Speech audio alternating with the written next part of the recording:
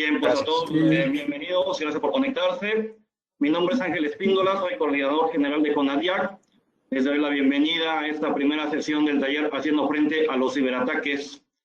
Esta serie de sesiones tiene como finalidad dar recomendaciones, herramientas y procedimientos, especialmente en el tema de ciberpatrullaje, para hacer frente a las páginas web fraudulentas, así como para generar conciencia, análisis y conocer acciones de mitigación.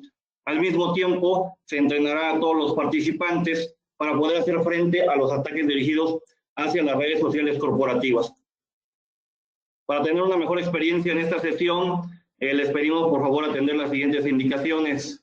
Usar audífonos de preferencia para tener una mejor calidad de audio. Apagar su micrófono para evitar ruidos audios que interfieran en el desarrollo de la sesión y todos escuchemos con claridad. Deshabilitar su cámara de video, esto con el fin de evitar problemas con la conexión. Solo estará activa la cámara del expositor. Para realizar alguna pregunta, a favor de utilizar el chat.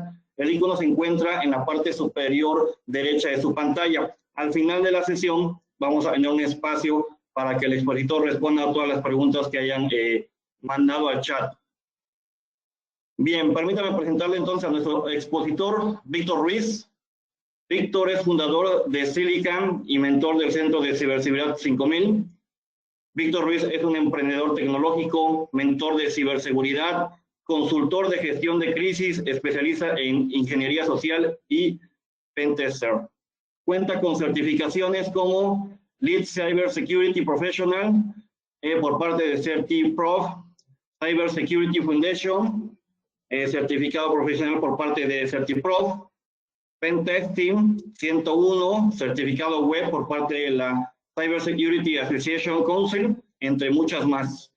Además, tiene una amplia experiencia en comunicación corporativa, gestión y prevención de crisis, así como periodismo de tecnología y corresponsalía de prensa para TV Azteca, Reforma, Revista Creativa y Carvajal Edimedios and B2B Portales. Actualmente también colabora como especialista en ciberseguridad en el programa Radio Big Bang, radio de reactor 107.5 FM de la IMER, en el podcast Creative Talks de Blackboot, en la plataforma yotambién.mx, que es especializada en contenidos de discapacidad, inclusión y accesibilidad. Víctor, muchas gracias por participar nuevamente con nosotros y adelante. Muchas gracias, Ángel. Muchas gracias de nuevo por la invitación, por la oportunidad de estar aquí compartiendo con ustedes, bueno, pues diferentes tipos de metodologías, tácticas, herramientas y, bueno, en general conocimiento acerca de ciberseguridad. En principio, bueno, voy a proyectar mi pantalla, vamos a ver vamos a seguir una presentación y posteriormente voy a brincar hacia el navegador para darles algunos ejemplos y compartirles también información que pueda ser relevante para ustedes. Bueno, en principio, aquí, bueno, vamos a presentar la pantalla. Nuevamente, pues, buenas tardes. Esta es la primera sesión. Conforme vayamos avanzando, vamos a ir descubriendo nuevos elementos, nuevas metodologías, herramientas que podamos estar utilizando. Y les comento que al final de las sesiones vamos a compartirles también todas las presentaciones que se den, que incluyen obviamente pues las herramientas y los enlaces a algunas de las páginas que vamos a estar visitando. ¿Ok? Bueno, pues damos inicio y bueno, en principio el enfoque de esta sesión es cómo prepararme para los ataques cibernéticos. Entonces, en primer lugar, como usuarios, como organizaciones, muchas veces consideramos que no tenemos mucho que perder. La verdad, nos han preguntado personas o nos han preguntado organizaciones que por qué ellos podrían ser susceptibles de algún ataque.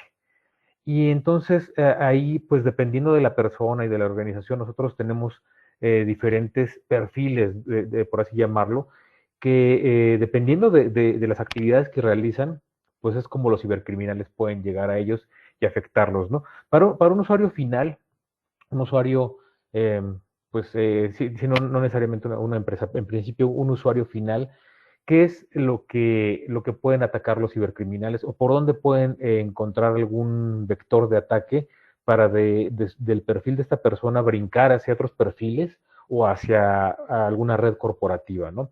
En principio, bueno, pues los elementos de la identidad digital, ¿no? Que tiene que ver con el nickname, esto es el nombre que ustedes se ponen a sí mismos dentro de las redes sociales. Puede ser el nombre que ustedes tienen o alguno inventado.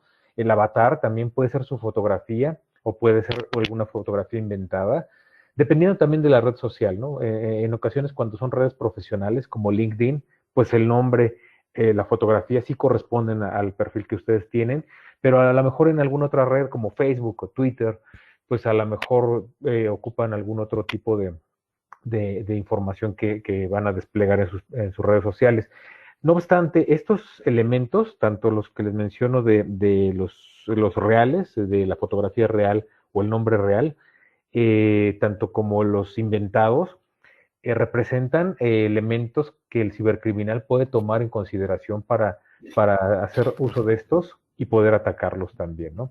¿Qué otra cosa? Bueno, en el caso de un usuario final, pues lo que publica en las redes sociales, los servicios y aplicaciones que usan también son un elemento que puede ser considerado para ser atacado.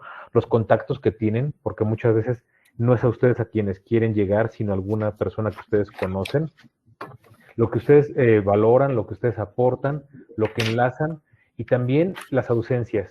Si ustedes no forman parte de una red social, es posible que también sea tomado como un elemento, un factor para poder llegar a ustedes. Disculpen, estoy escuchando un micrófono por ahí. No sé si tengan alguna... No, ya está listo. Ok, perfecto. Bueno, ahora, en cuanto a la seguridad de la información, y ahorita vamos a ver cómo esto también tiene que ver con las empresas, ¿no? La seguridad de la información es uno de los activos más importantes que tienen las empresas, pero también puede ser considerado como un valor estratégico, no solamente como algo que se tiene que proteger, sino más bien algo que puede potencializar a la misma empresa para volverla más productiva y más competitiva. No solo se trata de infraestructura también.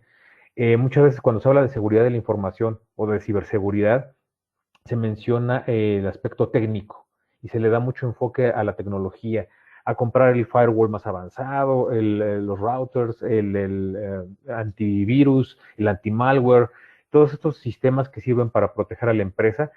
Y muchas compañías pues buscan tener la más avanzada tecnología, la más reciente, la que está en el mercado, pues precisamente para evitar esos problemas cibernéticos, ¿no? Pero también es muy importante considerar al elemento humano. El factor humano tiene mucha responsabilidad, tanto en la protección como en la vulnerabilidad que se puede generar y que pueden ser atacados, ¿no? Y lo vamos a ver un poco más adelante. Ahora, como les mencionaba, la seguridad de la información no solo busca proteger la información, sino a la vez ser una ventaja competitiva para que sus empresas puedan de alguna forma avanzar un poco más rápido sin tener que estar bloqueando o descuidando ataques. Y es uno de los temas que precisamente me estaban comentando para estas sesiones, el que muchos de ustedes han sufrido la clonación o la copia de su página web. Entonces, si ustedes tienen que estarse preocupando todo el tiempo porque hay páginas web clonadas y hay correos electrónicos clonados, es probable que ustedes dediquen tiempo a estar protegiéndose, a estar cuidando, en lugar de estar dedicando ese tiempo a mejorar la empresa o los procesos o a vender más, ¿no? Inclusive, ¿no? Entonces vamos a ver un poco más adelante también este tema. Pero de entrada, y como les mencionaba, si el usuario final tiene como elementos que puede perder o que pueden llegar a afectarse por un ataque de algún cibercriminal, como el nickname y como las redes sociales que utiliza y lo que publica, ¿cuáles son los activos más importantes que puede tener una corporación en cuanto en cuanto a activos digitales? Por ejemplo, están las bases de datos, muy importantes, porque las bases de datos son fundamentales para desarrollar las labores de ustedes de ventas y para recabar datos, los archivos, los manuales, las aplicaciones. Muy importante todo lo que es información confidencial, como prototipos, patentes, los secretos industriales, esos son elementos básicos y fundamentales. Muchas veces, si se pierden estos, la empresa corre el riesgo de quebrar. Y también, de la misma forma, como activos digitales, se tienen que tener en consideración el hardware, todos los equipos de cómputo que utilizan, pero también los teléfonos celulares, las tabletas, pero también servidores, impresoras, en fin, todo lo que está conectado a la red y por supuesto que el software, ¿no? El software para ustedes también es un elemento muy importante, puede llegar a ser diferenciador, porque si bien muchas veces hay un proveedor, por ejemplo, como IBM o como Oracle, que les da algún tipo de software a ustedes y que también se lo vende a sus competidores o a las empresas que tienen que ver con su sector. La diferencia es cómo lo utilizan ustedes y cómo lo aprovechan para tomar ventaja, ¿no? Ahora, en cuanto a tipos de atacantes, también es muy común que nos pregunten, bueno, es que nosotros no sabemos quién nos puede estar atacando. Y aquí es algo importante de señalar. Tradicionalmente en ciberseguridad se mencionan a tres tipos de atacantes.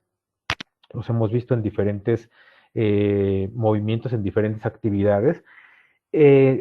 Originalmente se catalogan así, ¿no? Como atacante. Bueno, aquí hay una palabra que me gustaría aclarar, ¿no? Hacker.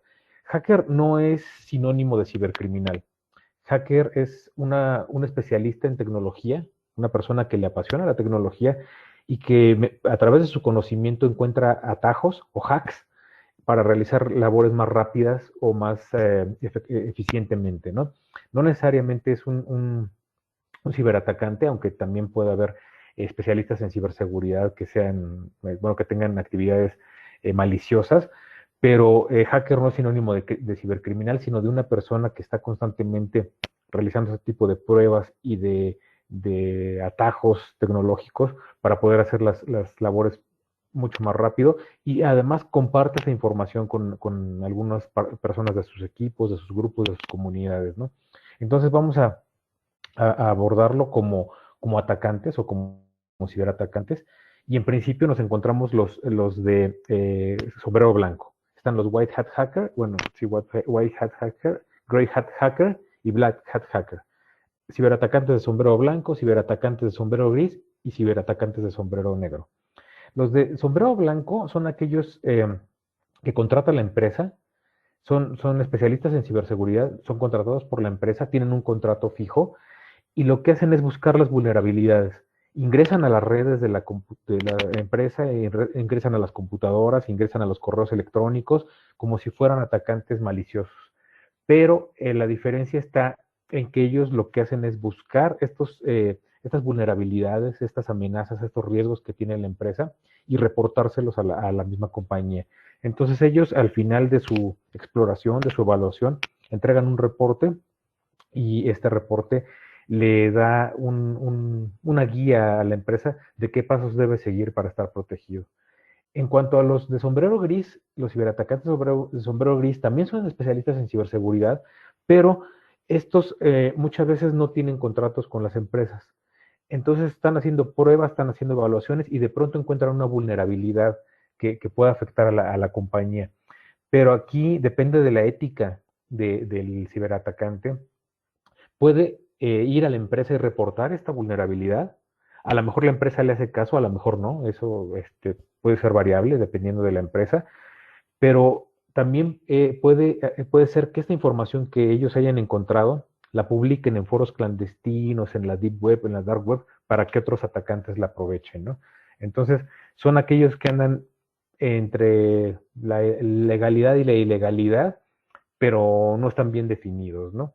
Y el atacante de sombrero negro es el cibercriminal, es aquel que busca entrar a una empresa para robar información, para dañarla, para destruir información, para buscar datos, pero con la finalidad de obtener ingresos económicos o cierto poder y reputación dentro de los círculos de hackers, ¿no? O bueno, de atacantes. Pero aquí no acaba esto, sino que esto era cómo se catalogaban hace pues algunos años, digamos, y cómo se respetó este formato. Pero ahora tenemos más atacantes, o bueno, ya hay ahora subdivisiones que son igualmente peligrosas. En principio tenemos los estados-nación.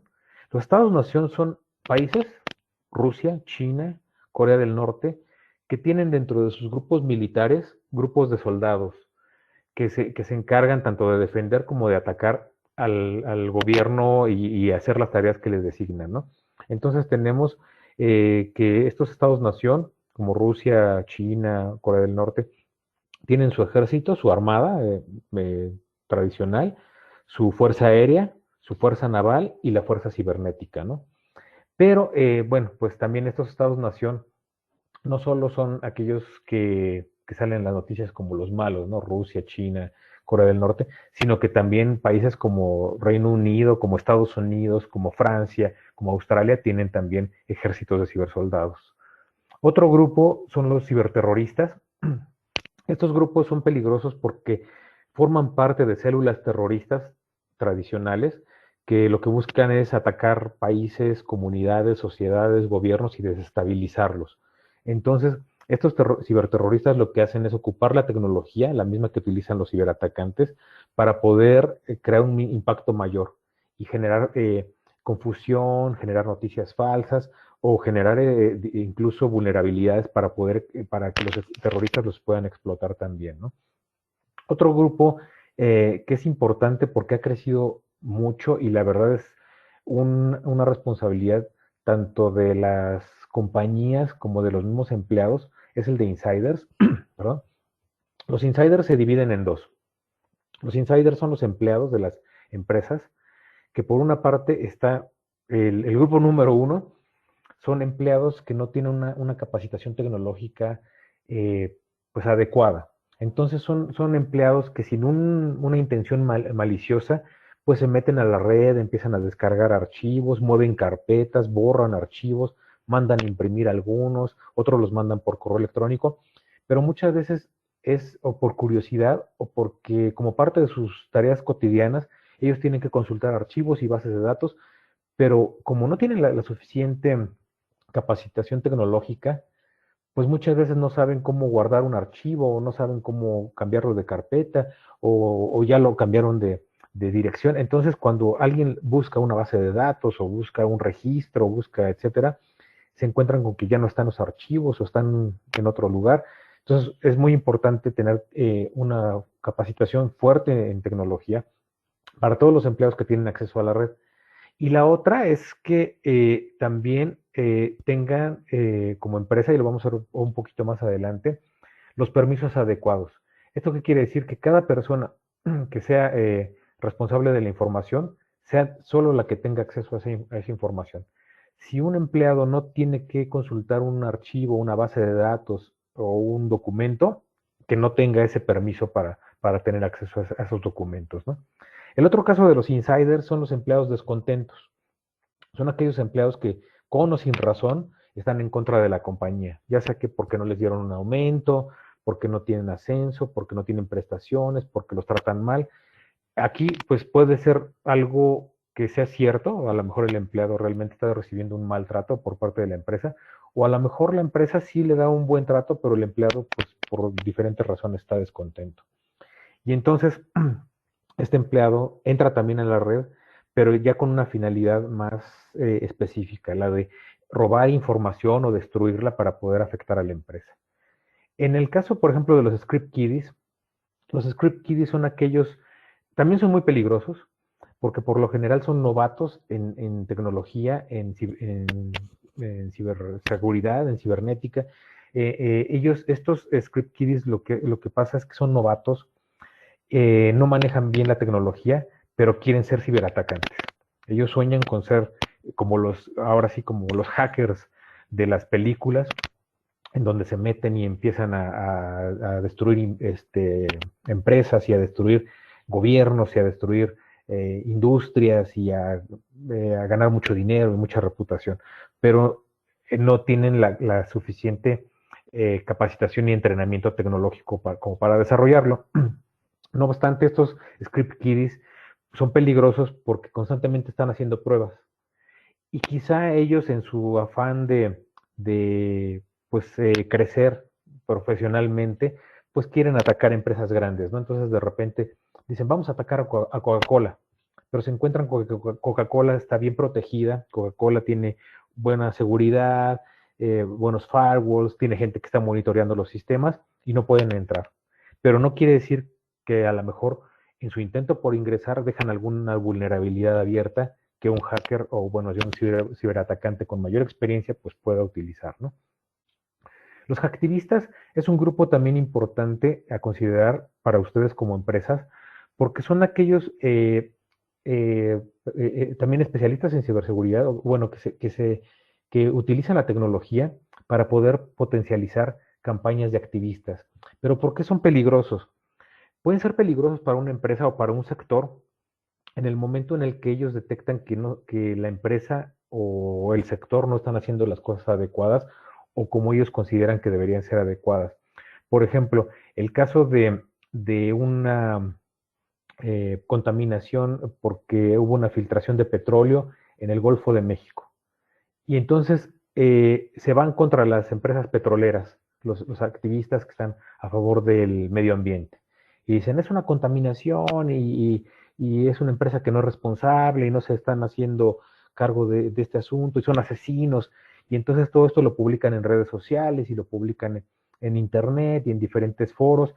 Y entonces esto afecta la reputación de la empresa, que muchas veces puede tener la culpa y a veces no, ¿no? Dependiendo de lo que estén reclamando los activistas. Ahora, estos pueden aparecer en cualquier momento porque, pues, ustedes lo han visto, ¿no? Hay personas que defienden, pues, el consumo de la carne de res o el ataque a los delfines en Japón o el feminismo o el fútbol, lo que sea, ¿no? Entonces, en cualquier momento pueden ellos encontrar algún pretexto, algún motivo para poder atacar una empresa, ¿no?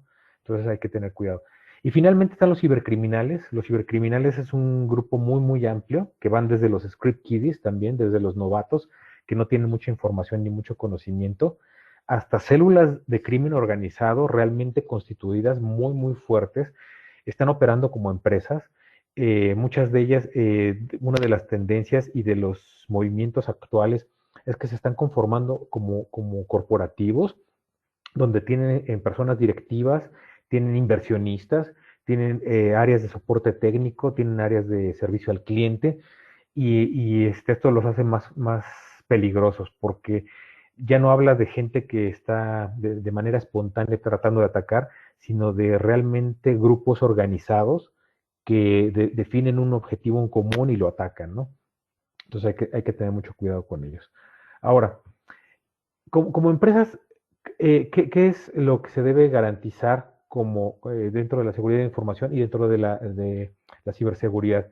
Son tres factores muy, muy importantes que deben estar presentes en todas las actividades que ustedes hacen como empresa.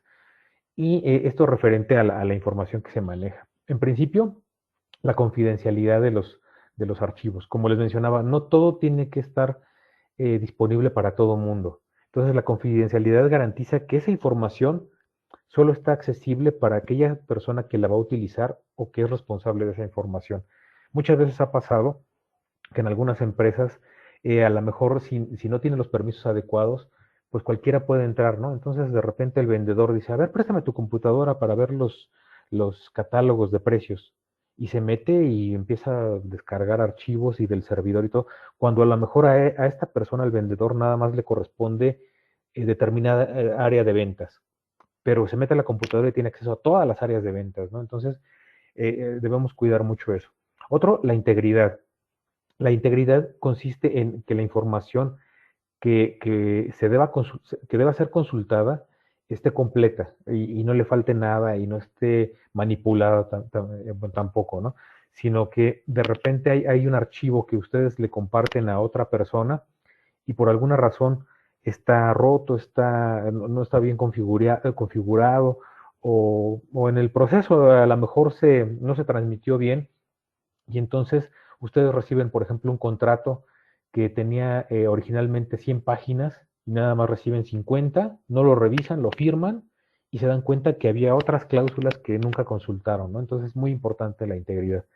Y la disponibilidad también es muy importante porque se refiere a que la persona que deba tener ese acceso a los servidores corporativos, a la información corporativa, la pueda tener disponible en cualquier momento, en cualquier lugar. Y también nos referimos, por ejemplo, a los vendedores.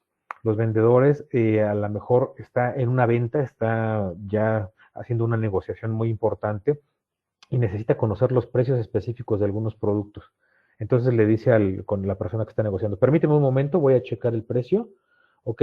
Entonces dice, sí, efectivamente, cuesta 500,000 pesos y se entrega en 2 días hábiles. Si él no tuviera esa información disponible, podría perder la venta, ¿no? Entonces es importante que esa persona que pueda tener esa disponibilidad la tenga de inmediato, así como las personas de finanzas puedan tener acceso a los estados financieros, el director general pueda tener información de pues, procesos, de políticas, de patentes, de secretos industriales, etcétera, ¿no? Ahora, ¿cómo nos protegemos, no? Lo primero es construir una política de prevención contra incidentes. Esto lo vamos a ir viendo poco a poco cómo va avanzando durante las diferentes sesiones, pero lo primero que tenemos que hacer es tener una política de qué pasa si perdemos información, qué pasa si nos atacan, qué pasa si hay un empleado descontento, qué pasa, etcétera, ¿no? Entonces, ¿cómo se forma este plan?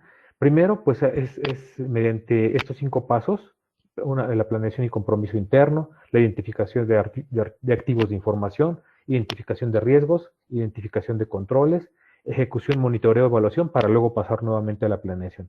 Lo vamos a ver uno por uno. Primero, la planeación e identificación. Nosotros no podemos proteger algo si no sabemos qué tenemos.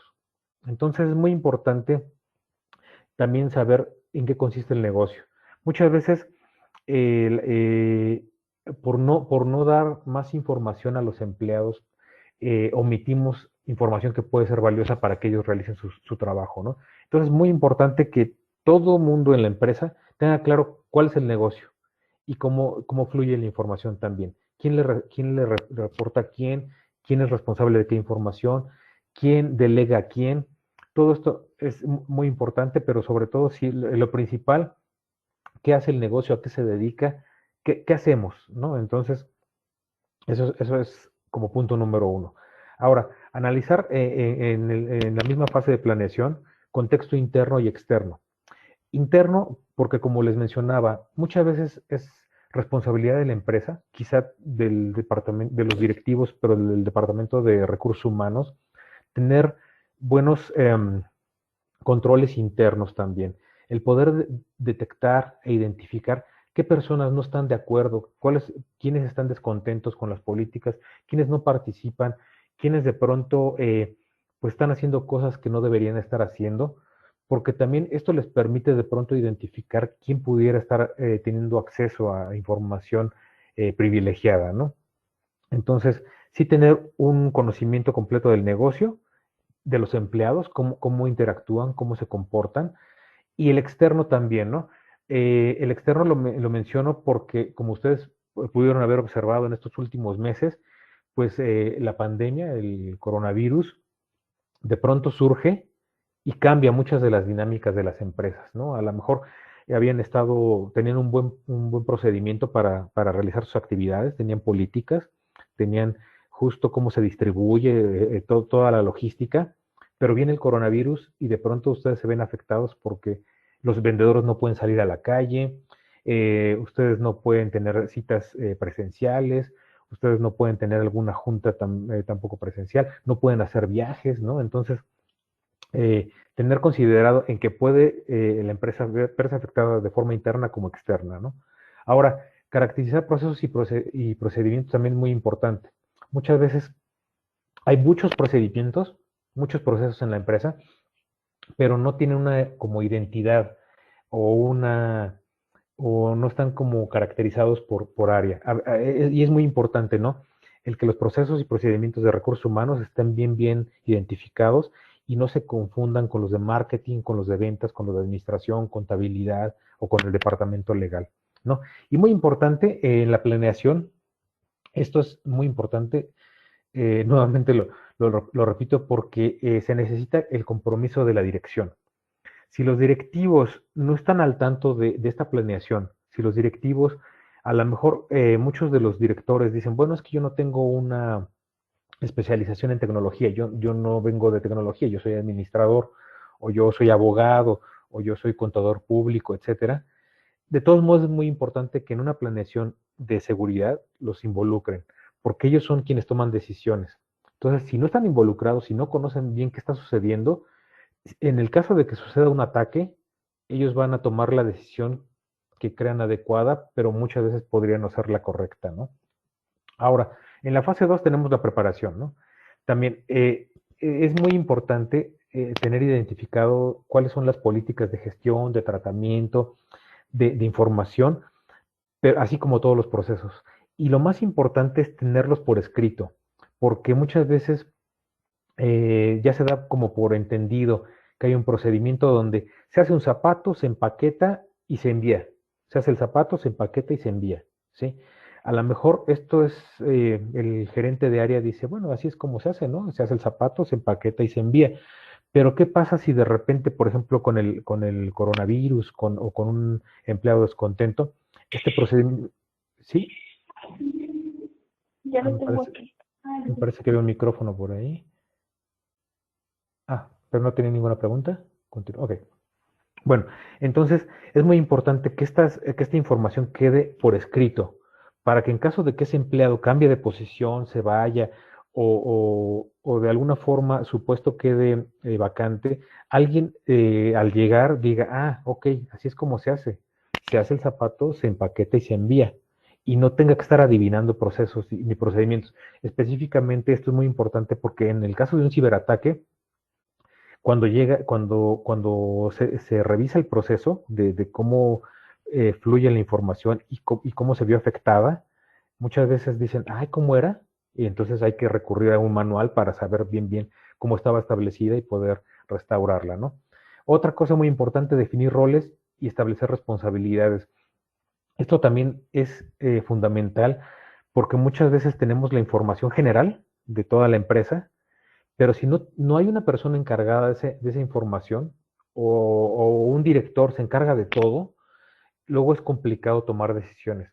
En el caso de, por ejemplo, de quién archiva los perfiles, la currícula, los datos de los empleados, pues quizás sea el director de recursos humanos, pero nada más. Entonces, el director de recursos humanos y su equipo son los responsables de proteger esa información y si el área legal pide un documento, un archivo, se lo puedan compartir, pero decir, a ver, yo te lo presté, me lo devuelves. Entonces, no que el área legal diga, a ver, vamos a meternos al servidor a ver quién es esta persona y a descargar su información. No, sino que haya un responsable y encargado de dicha información, ¿no? Ahora, otra cosa importante también es que las empresas deben tener un presupuesto dedicado a la protección, a la seguridad. A lo mejor hace algunos meses, algunos años no era tan necesario, pero hoy en día sí está siendo muy importante que tengan un presupuesto designado. Y entonces, cuando llegue el equipo de sistemas a decirles, oigan, ya hicimos una evaluación y necesitamos 2 firewalls más para nuestras ubicaciones remotas y que el director diga, no, nada de firewall ya tenemos, ¿no? Sino que realmente diga, firewall, ya me habían platicado eso, que hacen esto más o menos, ok, ¿cuánto cuestan? Y pues sí, si es necesario, comprémoslos, ¿no? Entonces, que no se escatimen recursos técnicos, administrativos, económicos para poder llevar a cabo este plan. Ahora, la construcción es fundamental. Como les mencionaba, si no saben qué tienen en su empresa, es difícil cuidarlo, es difícil protegerlo. Muchas veces dicen, bueno, yo nada más tengo 10 computadoras y una impresora, pero en realidad hay más equipos conectados a la red que a lo mejor ustedes no conocen. O a lo mejor alguien llegó, alguna persona de sistemas llega y dice, voy a instalar este switch aquí para poder facilitar mi trabajo. Pero el resto de la organización no sabe que existe ese switch o no sabe que existen 2 impresoras más o 3 computadoras que a lo mejor no necesariamente están en red, sino que son de los usuarios finales. Entonces es muy importante conocer todos los activos de información para precisamente poder dar los permisos adecuados a cada uno de estos dispositivos. Pero también porque si dejamos fuera alguno de los equipos, hay casos, y esto ha estado documentado, de ciberatacantes que se han metido a la red corporativa a través de una impresora. Las impresoras son computadoras, ya eh, tienen procesadores, tienen unidades de almacenamiento, tienen configuración y tienen interfaz gráfica, por lo tanto, pues son otro tipo de equipos de cómputo. Entonces, los ciberatacantes también están entrando por las impresoras. Inclusive hubo un caso donde se metieron por el aire acondicionado que estaba conectado a la red, los termostatos inteligentes, los asistentes inteligentes también. Todo esto representa riesgo y tiene que estar identificado en activos de información. Y al mismo tiempo, se tiene que hacer una clasificación para poder proteger prioritariamente cada activo. No es lo mismo proteger una, digamos, sí, un aire acondicionado que a lo mejor el servidor central donde están todas las bases de datos y todos los secretos industriales que ustedes tienen. Entonces, tienen que categorizar y priorizar a qué le damos más enfoque en ciberseguridad y a qué le damos menos enfoque. Todo tiene que estar asegurado, pero unos tienen que tener un nivel más alto de seguridad. Ahora, ya que clasifican los activos de información, tienen que empezar, y ahorita lo vamos a ver en fase 4 también, pero tienen que tener un listado de los activos, siempre disponible, para que la persona que se encarga del monitoreo de la red, ya sea de sistemas o la gerencia de seguridad, empieza a identificar, a ver, esta computadora, ¿por qué no está prendida? A ver, esta impresora está fallando.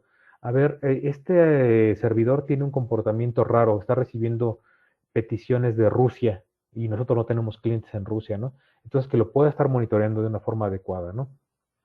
Con esta lista, en esta misma fase de construcción, con esta lista vamos a hacer una lista de forma paralela de todas las amenazas y vulnerabilidades que pueda tener cada activo.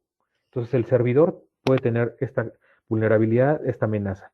Las computadoras pueden tener esta vulnerabilidad, esta amenaza. La impresora, tal. De tal manera que podamos saber a qué pueden estar expuestos y podamos brindarles una mejor protección. Muchas veces una computadora está nada más protegida con una contraseña y a lo mejor eso garantiza que las personas dentro de la oficina no puedan utilizarla más que el usuario o el propietario de esa computadora, ¿no? Pero un ciberatacante podría ingresar a la computadora por otra vía, por otro camino, por otra red, por otro conducto, llegar a la computadora sin necesidad de la contraseña y de ahí escalar hacia la red corporativa, ¿no? Entonces, es muy importante que, que, que todo tenga la adecuada seguridad, la seguridad que requiere, ¿no? Y esto les permite a ustedes identificar y evaluar los controles de seguridad que se van a implementar. Como les mencionaba, controles de seguridad van desde ponerle contraseña a la computadora hasta ya en el servidor designar los permisos adecuados para cada uno de ellos. Si los equipos, por ejemplo, tanto de cómputo como móviles van a tener una autenticación o doble autenticación para que puedan tener acceso a ellos, todo esto debe estar por escrito y de alguna forma alineado a la lista de activos que ustedes tienen. Y esto, bueno, les permite también controlar que pueda haber una pérdida de datos. En este caso, a lo mejor, y espero que no les haya sucedido, pero las empresas suelen perder datos, suelen perder información, muchas veces por el desconocimiento de los empleados y también por el flujo de información. A veces mandan un correo electrónico a donde no debían, a veces mandan imprimir un archivo confidencial y no lo recogen. Entonces, ¿qué controles van a tomar? Depende del listado de activos y ahí es donde van a definir qué control va a tener cada activo. Puede ser pesado, puede ser algo tedioso, pero es muy importante porque si ustedes no lo hacen, el ciberatacante va a encontrar esa vulnerabilidad y la va a explotar. Ahora, las técnicas preventivas ya como fase 4. Primero, la minimización. La minimización en la recolección de información. ¿A qué se refiere esto? A que ustedes como empresa van a recolectar datos todo el tiempo de sus clientes, de sus proveedores, de sus socios, de sus aliados, y los van a tener en alguna base de datos. Bueno, Aquí la sugerencia y la recomendación es que solo tengan los datos que son necesarios para la operación de la empresa. Muchas empresas empiezan a recabar datos por si los necesitan después y terminan con el teléfono personal, con el día del cumpleaños, con el signo zodiacal. Entonces, si entra un ciberatacante y roba esa información, va a robar mucha más información o va a obtener mucha más información de la que pudiera haber obtenido si ustedes tenían esta técnica de minimización, ¿no? Entonces, ustedes pueden enfrentar con la pérdida de esos datos alguna demanda legal, algún proceso judicial por exposición de estos datos precisamente, ¿no? Ahora, otra cosa es definir roles.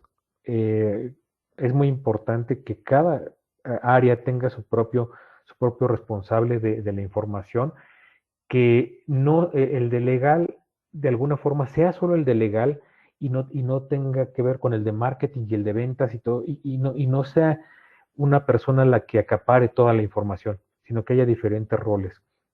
Otra cosa que se recomienda es que puedan cifrar la información, que puedan adquirir un software que les permita cifrar la información, mantenerla cifrada para que en caso que se pierda, el ciberatacante no pueda leerla. Y a lo mejor mediante un ataque de ransomware, que también lo vamos a ver en alguno de los módulos más adelante, pueda secuestrar la información, pero no pueda venderla porque está cifrada. Entonces, a lo mejor le secuestra la información y les pide rescate por ella, pero ustedes están garantizando que en caso de lo que suceda, en el caso del rescate, ellos de todos modos no puedan vender esa información. ¿Okay? Muy importante. Y esto, yo creo que lo han escuchado muchas veces, pero no está por demás repetirlo una vez más y constantemente. Sí hagan copias de seguridad. Es cansado, es tedioso, se requieren muchos equipos porque la recomendación es que puedan hacer copias de seguridad en la nube, que puedan tener una copia de seguridad en la nube, una en algún archivo, en algún sistema de almacenamiento, otra en algún servidor, y no estén todas las copias de seguridad guardadas en el mismo servidor.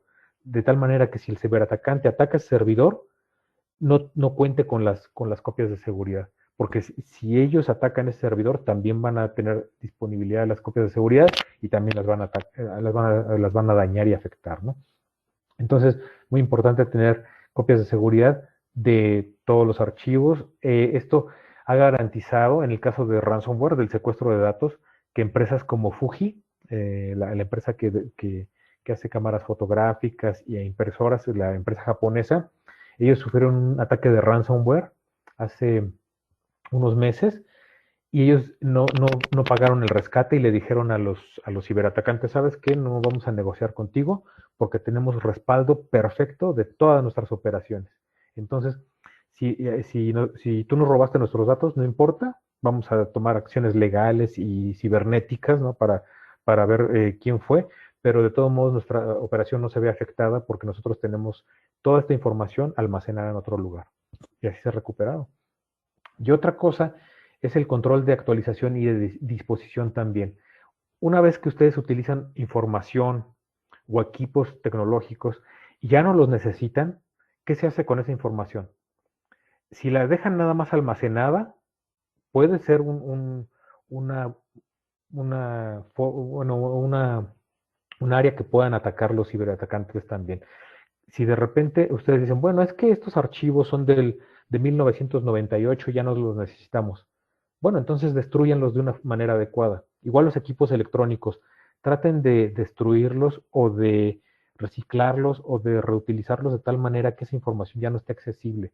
Porque si ustedes la guardan en algún lugar, por lo general se va descuidando para darle prioridad a la de 2021.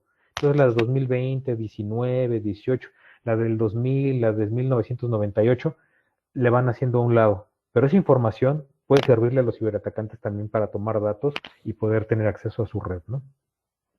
En la fase 5 tenemos elaborar un plan de auditoría, que también es crítico aquí, porque eso les va a permitir saber si van bien o van mal, o qué tan bien ha funcionado esa política de planeación para evitar pérdida de datos y de información. Entonces van a decir, a ver, van a hacer una lista y van a decir, ¿nosotros podemos controlar esto? Sí. Aquí se afectó, todo está bien, todo está bien, todo está bien, perfecto. En caso de que haya algo malo, bueno, pues tomar eso como tarea y decir, a ver, esto sí, pero sabes que aquí sí ingresó una persona que no tenía permisos. Ok, la tarea es de negarle los permisos a esta información, ¿no? Entonces, que ustedes puedan tener un manual, una guía, un checklist para que puedan hacer los cambios adecuados, ¿no? Otra cosa es que, como les mencionaba, que la dirección siempre esté al tanto de lo que se está haciendo en cuestiones de ciberseguridad, para que en caso de que tengan que tomar una decisión fuerte, por ejemplo, si llega un ataque de denegación de servicios y de pronto se cae su página, la tiran los ciberatacantes, que la alta dirección pueda decidir, a ver, vamos a tomar una decisión, vamos a abrir otro servidor, vamos a abrir el ancho de banda, vamos a comprar más ancho de banda para poder continuar con las operaciones. O no, ¿saben qué? Vamos a tomar medidas legales, pero no se va a abrir el sitio. Cualquiera que sea la decisión, que estén al tanto. Otro punto es tener consolidado y actualizado el reporte de incidentes. Una vez que ustedes tuvieron un incidente de seguridad, tenerlo reportado, inclusive hasta por horas. El día 3 de abril, a las 8 de la mañana, sufrimos un ataque. El día 4 de abril se llamó a un especialista de ciberseguridad para que revisara el servidor. El día 5 se revisó el servidor y este es el reporte. El día 6, el especialista en ciberseguridad nos mandó con una persona que aparte es forense y pudimos recuperar algunos datos. Todo esto tenganlo muy, muy bien detallado para que en caso de que suceda un nuevo incidente, ustedes puedan tomarlo como referencia y decir, la otra vez le hablamos a un ciberespecialista y luego le hablamos al abogado y luego le hablamos al de los seguros, ¿no? Entonces, para que lo tengan en consideración. Y al mantener esto por escrito y en listados y de alguna forma pues documentado, esto les va a permitir también hacer mejoras. Tiene un incidente y la siguiente vez van a poder responder de una mejor manera, ¿no? Ahora, ¿por qué les menciono esto? Porque hay algunas de las fugas de datos que han sido más importantes. Ha habido empresas de todo tipo y esto ha afectado de diferente manera. Ahora, ¿cómo se relaciona esto, por ejemplo, con el caso de clonación de páginas de Internet, en el que muchas veces no es solo la página de Internet lo que están clonando, sino también muchos de los aspectos o de información que ustedes a lo mejor no tenían abierta al público y de pronto este ciberatacante la obtiene y la empieza a publicar, ¿no? Entonces, ¿cuál es la diferencia de un data leak y un data breach? El data leak, el data breach es el incidente como tal, es lo que compromete al sistema y el data leak es la filtración de esa información. Una fuga de datos es un incidente de seguridad que expone públicamente la información de una empresa. Según IBM, las empresas que han podido contener una fuga en menos de 30 días ahorraron más de $1 millón en comparación con las que tomaron más de 30 días. Así que si ustedes detectan un comportamiento anormal en alguna de sus sistemas, tomen acciones inmediatamente para evitar que puedan necesitar más días y más dinero para resolverlo. ¿Okay? Estos son algunos de los ejemplos de registro y de los costos que han tenido estas empresas al tener expuestos sus datos. En el 2006, 2008, 2011 ha crecido la lista, pero por ejemplo aquí encontramos en el 2011 a PlayStation de Sony. Muy probablemente escucharon de esta filtración de datos. Se perdieron 77 millones para PlayStation. Pero el caso de 2011 que llama la atención es RA Security, que es una empresa que fabrica los tokens, las llaves, para que se haga una doble autenticación en los equipos. Entonces ustedes ingresan al equipo y les pide un código que ustedes digitan en el token y luego lo digitan en la computadora para poder tener acceso. Es una empresa de seguridad muy grande, muy fuerte, y también sufrió un ataque de pérdida de datos. Entonces, para que vean que no solo las empresas que no tienen que ver con tecnología son las que atacan, sino que las de tecnología e inclusive las de ciberseguridad también pueden ser atacadas. Aquí hay otros casos más graves, como el de Yahoo. Yahoo en el 2013 perdió información, se vio vulnerada e inclusive estaba en un proceso de compra por otra compañía y le redujo el precio de compra a Yahoo por este incidente. Pero tenemos empresas de todo tipo, ¿no? Como Equifax, como Marriott, como eBay, como Morgan Chase. Entonces, tener mucho, mucho cuidado, ¿no? Aquí esta página se las voy a dejar en el chat para que lo puedan ver. Permítanme, aquí em, se las voy a copiar en el chat. Permítanme un segundo. Porque aquí van a poder revisar eh, muchas de las empresas que han sido vulneradas. Se las voy a dejar aquí en el chat, aquí está. Desde hace varios años, desde el 2006 me parece, a la fecha, con la cantidad de datos que han sido vulnerados, con la cantidad de información que ha sido expuesta, pero para que vean cómo de pronto, hace muchos años a lo mejor no había tantas empresas afectadas y de pronto va incrementándose tanto en cantidad como en filtración de datos, ¿no? Entonces, para que la puedan revisar, va a estar también disponible en la presentación. Y ahora vamos rápidamente a un demo. Les voy a mostrar unas páginas. Estas son páginas para que vean lo que está pasando en cuestión de gobierno. Yo sé que ustedes pertenecen a empresas, pero hay un fuerte ataque ahora hacia todo tipo de países y aquellos que no están haciendo las cosas adecuadamente, pues están viendo comprometidas y están teniendo filtración de datos, pérdida de datos muy, muy importante, ¿no? Ahora, les voy a compartir que, bueno, como disclaimer, esta información no estamos quebrando ningún sistema, no estamos entrando por la fuerza, no estamos utilizando ninguna herramienta de hacking avanzado, no estamos utilizando ninguna técnica maliciosa para poder obtener esta información. Lo único que estamos utilizando, déjenme, voy a parar aquí la presentación para irme a esta pantalla. Permítanme un segundo. Voy a compartir ahora esta pantalla. Ok, listo. La herramienta que vamos a utilizar aquí se llama Google. Seguramente la conocen. Google es el buscador más importante de todos, que tiene ellos indexan, ellos archivan, catalogan las diferentes páginas web, pero mediante unos comandos avanzados es posible tener información diferente. Se los voy a demostrar rápidamente porque, miren, si ustedes ponen aquí gov.mx, ¿sí? Del Gobierno de México. Permítanme, no, esto es acá. Y de nuevo, vamos bueno, gov.mx. Van a encontrar alrededor de 208 millones de resultados, ¿ok? Donde se menciona gov y mx.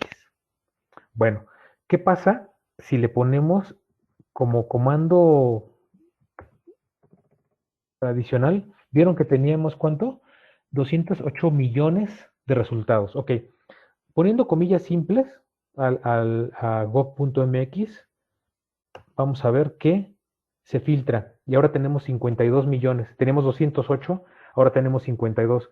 Estos comandos sirven para filtrar y para acotar las búsquedas. Muchas personas los utilizan pues para buscar datos más específicos. Y aquí es donde les voy a demostrar algunas de las páginas que pudieran tener algún problema. Pero primero les voy a mostrar este comando. Precisamente busca, ya vieron que hay GovMX, vamos a ver este comando que busca los índices y directorios del Gobierno de México. Entonces, bueno, de GovMX. Entonces sí encontramos algunos documentos que están expuestos. Vamos a ver, están los archivos de transparencia, de Iztapalapa, de finanzas de Tlaxcala, del gobierno de Tlaxcala, de CONAVI, del gobierno, del Congreso de Guerrero, ¿sí? Aquí hay un FTP. Si ustedes saben, el FTP son repositorios donde hay archivos directamente. Entonces, miren, por ejemplo, les vamos a dar clic aquí a este FTP del gobierno y vean, aparece una, una página donde están filtrados, bueno, donde se pueden ver los archivos, documentos RH dice Raw Data, que pues es datos como que en bruto y transparencia. Si nosotros apretamos documentos RH, vamos a encontrar otro directorio de diferentes archivos, ¿no? Está en PDF y un organigrama en PDF, un archivo de perfiles, vamos a ver el archivo de perfiles, y tiene los perfiles por el jefe del departamento de área médica, tiene algunas otras subdivisiones aquí. ¿Se dan cuenta que yo estoy viajando por el servidor, por este servidor del gobierno sin ninguna restricción? No metí ningún password, no estoy haciendo ningún hacking, no metí ningún exploit, no me metí ningún archivo malicioso, ningún virus. Estoy recorriendo su página, está filtrada esta información y está pública, está disponible para todo el público, ¿no? Vamos a ver otro caso. Permítanme, les voy a mostrar.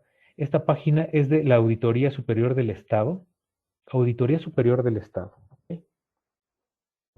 Página en donde igual haciendo una búsqueda a través de Google, damos con ella y aparece este índice de directorios, ¿no? Está administrador, difusión, enlace, en nosotros, principal, rendición, transparencia. Vamos a darle a transparencia a ver qué encontramos. Acuerdo de integración, artículo, aviso, comité de compras. Ahí es donde empezamos a encontrar cosas que un ciberatacante puede considerar como interesantes para poder explotar, ¿no? Fracciones, etcétera. ¿Qué pasa si encontramos nóminas, si encontramos bases de datos pues no sé, de depósitos, de cuentas de banco? Es posible, ¿no? Aquí viene un dato de funcionarios, nombramiento, obligaciones, solicitudes de enero.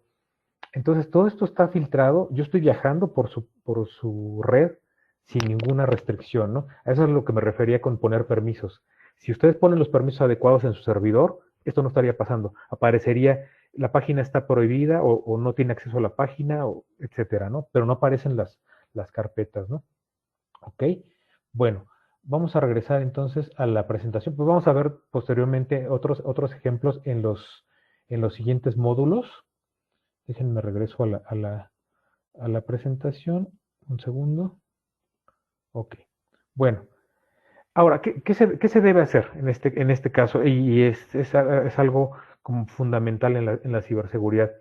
Primero, cuando hay algún tipo de incidente, pues garantizar la cadena de custodia es que los archivos permanezcan tal como están. No muevan nada porque en caso de que llegue alguien, alguna autoridad o algún investigador forense, pueda detectar realmente qué fue lo que pasó, ¿no? Analizar el flujo de información para identificar las causas. Cuando ustedes ya tienen roles y ya tienen responsables, es más fácil definir, esta persona es la que mandó el correo o se mandó de este departamento. Ok, investiguemos. Ok. De inmediato activar el equipo de gestión de incidentes. Este es un equipo que se conforma de diferentes directivos que pueden tomar decisiones, precisamente para que puedan tomar esas decisiones, ¿no? Ahora, informar al usuario de autoridades. Una vez que se filtra esta información, hay que utilizar los canales adecuados para poder reportarlo ante los usuarios y decirles, saben que tuvimos un incidente, pero lo estamos solucionando de esta manera, y con las autoridades para que puedan ayudarse y apoyarse en ellas para poder resolverlo y para poder castigar en la medida de lo posible al culpable, ¿no? Pero encontrar las pruebas suficientes para poder arrestar o detener a alguien. Ahora, levantar el reporte de incidentes, porque como les decía, ustedes una vez que tienen este reporte de incidentes, pueden ir tomándolo como referencia para futuros incidentes y recordar que la responsabilidad es de toda la empresa. No es nada más del equipo de sistemas, no es nada más del equipo legal, es toda la empresa la que puede estar en riesgo. Ahora, qué se debe hacer previo? Como plan de recuperación y continuidad, siempre tener un plan alternativo, siempre tener un plan B. ¿Qué pasa si yo tengo toda mi información guardada en este servidor? Pues vamos a tener otro servidor que sea espejo, ¿no? Y que tenga la misma información, pero este va a estar almacenado en algún otro lado. O vamos a almacenar esta información en la nube. O vamos a comprar otro firewall. En fin, siempre tener una alternativa para pensar qué pasaría si si yo pierdo esa información, ¿no? Esto va a garantizar que ustedes puedan recuperar su información y sobre todo la continuidad del negocio. Hay una estadística que dice que las empresas que reciben un ataque permanecen en promedio 21 días fuera de línea. Imagínense lo que son 21 días sin operación. 21 días en donde ustedes a través de su página web venden y hacen pedidos y hacen compras y hacen cotizaciones y todo eso, y que esté caído su sitio, que nadie pueda tener acceso durante 21 días. Imagínense la cantidad de dinero que se pierde ahí y que esto repercute en la pérdida de reputación, en la pérdida de la confianza de los clientes, pero también en que puedan despedir empleados a lo mejor. Entonces es muy grave, ¿no? Otra cosa, pues revisar constantemente las copias de seguridad, como ya lo habíamos mencionado. Realizar periódicamente pruebas de penetración y hacking ético. Esto es, contraten un equipo de ciberespecialistas de sombrero blanco, firmen contrato con ellos de confidencialidad, de acuerdos, para que ellos puedan evaluar toda la infraestructura que tienen y definir cuáles son las vulnerabilidades prioritarias, las que se deben resolver y las que a lo mejor pueden resolver después, pero que les den un mapa de todo lo que está sucediendo en su empresa para que puedan tomar medidas adecuadas, ¿no? Otra cosa importante, que tengan ustedes todos los equipos con los que cuenten, todos estén actualizados, tengan software legal, es muy importante el software legal, más allá, y ese es otro tema, pero más allá de la piratería y de lo que genera al crimen organizado y lo que genera en pérdidas para las empresas, el software legal les garantiza que tienen una empresa que respalde ese software. Entonces, si ustedes hacen uso de esos programas y de repente y de repente falla o no tiene las funcionalidades o sí o no está funcionando como se debe, ustedes pueden recurrir al fabricante y exigirle que les dé una solución, ¿no? Pero si es software ilegal, nadie les va a resolver ese problema. Y que constantemente tengan las actualizaciones y parches de seguridad que el fabricante les envía. Otro aspecto es capacitar a todo el personal en temas de ciberseguridad. Muchas veces se deja por fuera a la gente de a lo mejor que está abajo de las gerencias, ¿no? Como, bueno, ellos luego los capacitamos. Pero recuerden que todas las personas que están conectadas a la red y todas las personas que tienen acceso a cierta información de la empresa pueden ser objetivos de ataque de los ciberatacantes. Y me refiero a la recepcionista, a los vendedores, al mensajero, a los becarios, todos los que tienen esa capacidad de tener acceso a la red, todos tienen que tener capacitación y también los directivos. Muchas veces los directivos dicen, no, yo vengo del área legal, yo soy abogado. También necesitamos que te capacites en temas de ciberseguridad para que en el caso que se tenga que tomar una decisión, tomes la mejor decisión, ¿no? Desarrollar programa continuo de entrenamientos para toda la empresa es también básico porque las ciberamenazas están evolucionando, están cambiando constantemente.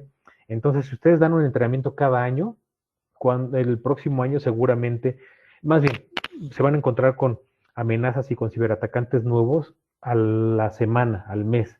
Entonces, es muy importante que ustedes puedan tener esa conciencia y estar generando entrenamientos cada mes, ya como muy tarde, para que puedan estar al tanto de lo que está sucediendo en cuanto a ciberamenazas se refiere, ¿no? Y, y hacer simulacros frecuentemente también de ciberataques. Esto es que dediquen un tiempo a, pues dentro de las agendas que puedan estar ocupadas, pero a realizar un simulacro.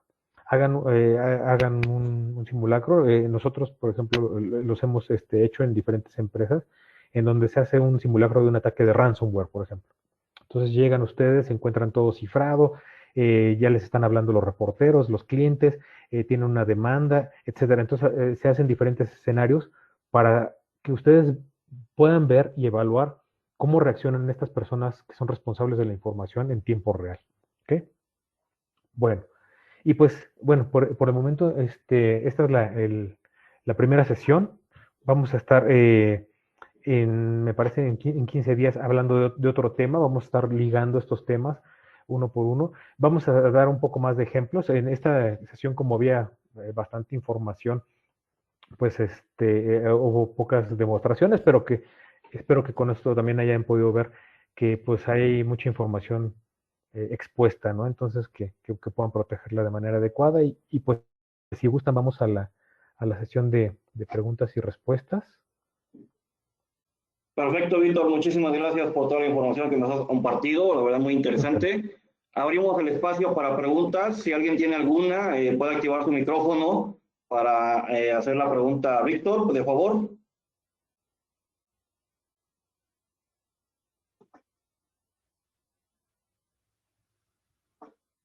¿Alguna pregunta, algún comentario, duda? Sí, porque en caso, a lo mejor, si no tienen en este momento, también los pueden enviar a través de Ángel o a través de, bueno, sí, a través de Ángel, a lo mejor por escrito, y las vamos a ir respondiendo conforme avancen los módulos también, sin problema. Perfecto, Víctor. Sí, las dudas, comentarios que me lleguen, con mucho gusto te los hago llegar para que tú los vayas respondiendo. Si no hay alguna otra pregunta, duda, damos por concluido entonces la primera sesión del taller. Les recuerdo que la próxima sesión será el día miércoles 18 de agosto a las 4:30, hora de la Ciudad de México, y se usará la misma liga. Esta liga va a ser para todas las sesiones y el proceso de ingreso es exactamente el mismo. De parte de todos los que integramos CONADIAC, Adrián Orozco, María Bonilla, un servidor Ángel Espíndola, les agradecemos a todos los asistentes por su participación en esta sesión y nos vemos el próximo día 18. Que tengan excelente tarde, saludos. Gracias. Hasta luego. Gracias. Hasta luego, gracias. Gracias. Preguntas.